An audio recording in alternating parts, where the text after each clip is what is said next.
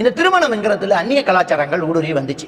சீதனம் என்கிறது, மருதாண்டி என்கிறது, த்ரவுன் என்கிறது, அதுல ஆண்கள் பெண்கள் எல்லாருமே உட்கார்ந்து மணமகளை பார்க்கறது, அவங்கள சோடிச்சு வைக்கிறது, இப்படியான இந்த விஷயங்கள் எல்லாம் அந்நிய கலாச்சாரமாக இருந்துச்சு.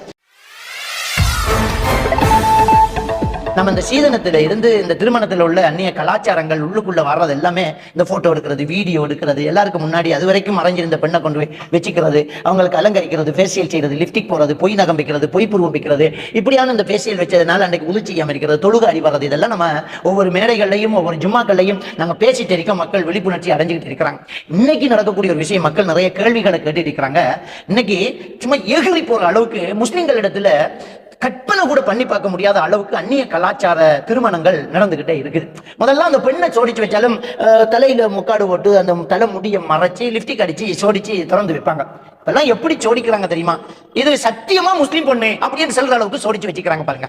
சத்தியமா இது முஸ்லீம் கல்யாணம் தான் அப்படின்னு சத்தியம் பண்ற அளவுக்கு அந்த கல்யாணங்கள் நடந்துகிட்டு இருக்கு. இஸ்லாத்துக்கும் அவர்களுக்கும் எந்த சம்பந்தமே கிடையாதுங்க.